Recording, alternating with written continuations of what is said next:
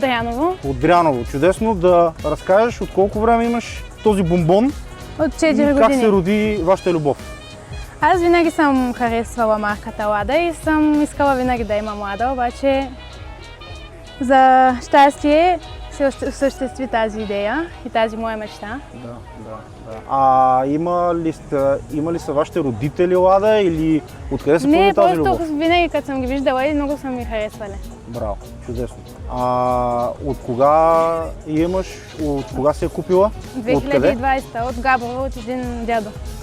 2020 от Габрово. Тя със сигурност не е била розова, когато Не, се е не, взела беше от дядото, предполагам. Беше бяла. Беше бяла, чудесно.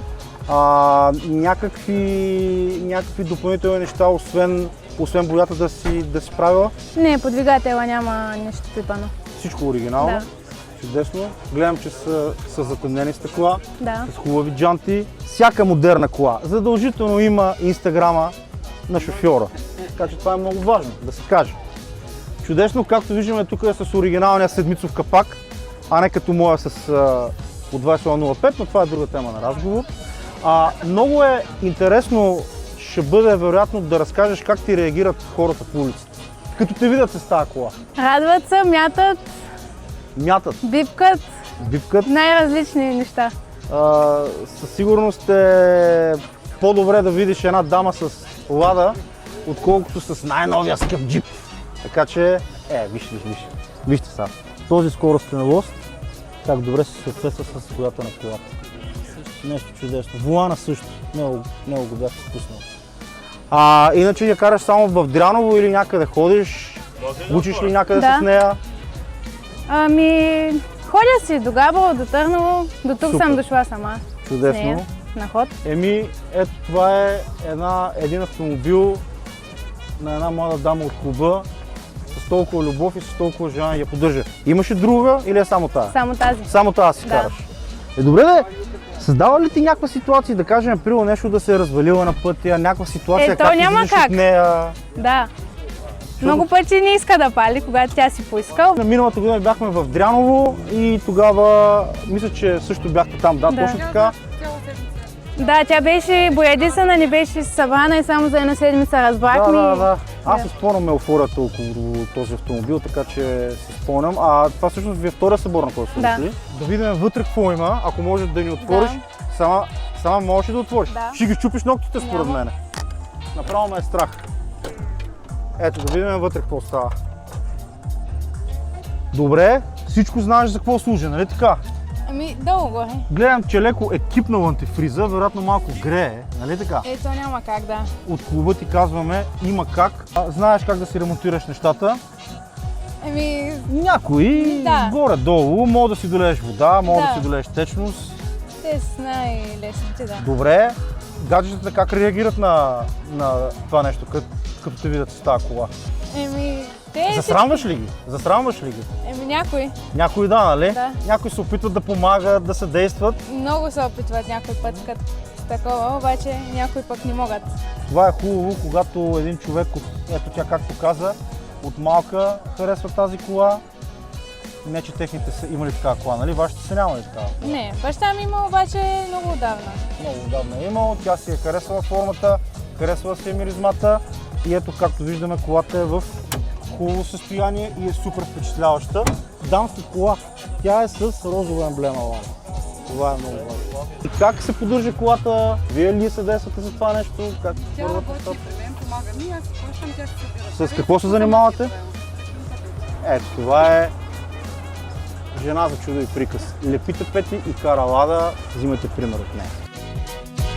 Аз съм Веселин Тихомиров от Аксаково. Тази кола от колко време я имаш? Гледам, че доста интересни неща има по нея. Сега колегата ще покаже. От колко време я имаш и така ли я купи? Специално тази кола имам от година и малко. Да. Основното веждите си бяха на нея и там халогени, джанти и от другите работи аз си ги правих. Да.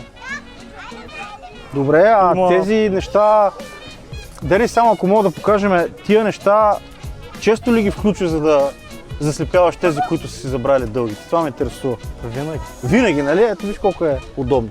Да. Добре, да видим вътре как са нещата. Гледаме, че тази кола няма тенджера. Отгоре каква е ситуацията? Сега ли я махна? Не, Или по така се принцип кара? така се кара. Не ми е първата кола, която карам без филтър. За момента няма никакви проблеми. По-добре върви. Харчи може би повече. Ами, по принцип харчи доста малко, чак ме срами да кажа колко. Кажи си, ние тук нямаме срамни. Ако карам до 110, 8,5 газ. 8,5 газ. Да. Това според мен е забива в земята Любо, който казва, че колата му харчи 6,1 на бензин, па и с кутия, с филтър и така нататък. Добре, супер. От колко време знаеш за клуба? Как започнахме деца вика да сме заедно? Ами, може би 2011-12. О, тук наистина говорим за член ветеран Денис. Той ще му 2011. Само тази лада ли си имал или си имал и други? О, не, тая ми е 6-7.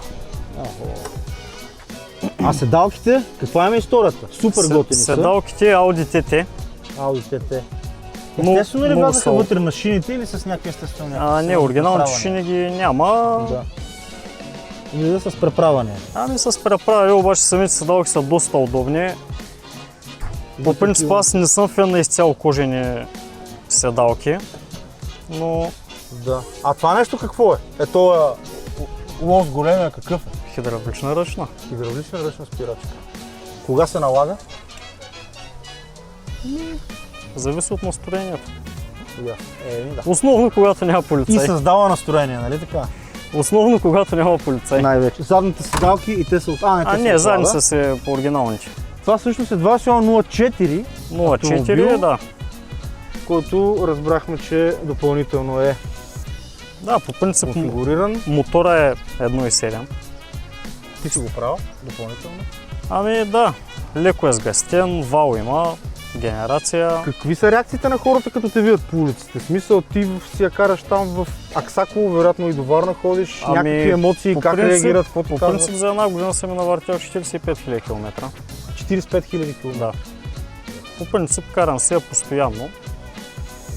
Понеже много е забавна. Естествено, не е много хубаво, че се забелязва. Да. Но със сигурност си я караш ежедневно, така да се каже. Да, ежедневно. Благодаря ти много, че си част от клуба и че даже от толкова много време си с нас. Казвам на всички, че благодарение на вас клуба го има и се надявам той да живее доста време в бъдещето, защото любовта е голяма. Да, последно време не останаха много лади в движение. Така е. Сега има наистина много хубави екземпляри, които са си за паради.